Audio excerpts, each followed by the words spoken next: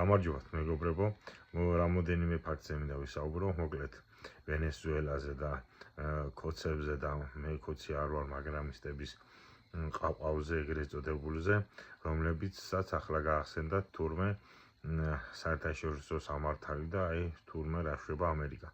კი ბატონო, შეიძლება პრეცედენტულად ცუდი პრეცედენტი იყოს მსგავსი რამ, თუმცა თქვენ ეს მსგავსი რამ უნდა გახსენებოდათ მაშინ, როდესაც რუსეთი ძალისმიერი ხერხებით ცდილობდა საქართველოში ხელისუფლების შეცვლას სირიაში და ყველა ქვეყანაში და არა მარტო რუსეთი, მანამდე საბჭოთა კავშირი და ასე შემდგომ და აი რუსეთის შემთხვევაში რუსებს მისი ინტერესები აქვს ბიძი და რა ქნას ბიძი ხო და ამერიკანას როცა მისი ინტერესი აქვს, ხო ამ შემთხვევაში უკვე საერთაშორისო სამართალი გაგახსენდათ, თქვენ არასწორებო და თქვენ კოცებო, მართლა თქვენ კოცებო.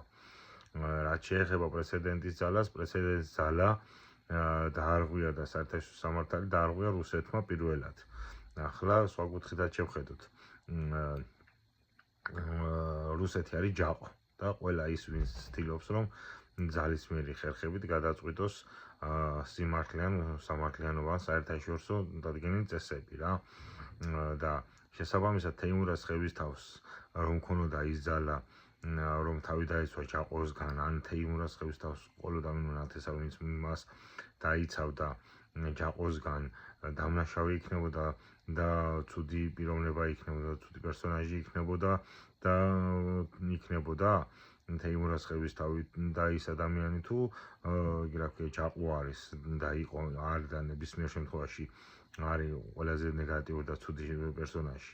რა თქმა უნდა, ჯაყოა და ჯაყოდან წამოსული ძალადობა უნდა ყოფილიყო აღკვეთილი და აღკვეთილი უნდა ყოფილიყო ჯაყოდან წამოსული ძალადობა და შესაბამისად როდესაც სხვა რამეზე იდარდეთ კოცებო, მაგრამ მე ვიცი თქვენ ასედაც ტირი ხართ, რომ საკუთარი დიქტატურა და საკუთარი თავი გაგჯირებიათ და ხვდებით, რომ ადრე თუ გვიან ის კედლები გეცლებათ, რომელზედაც გახართ და ადრე თუ გვიან თქვენამდე დაცმოვა ეს მარყუჟი.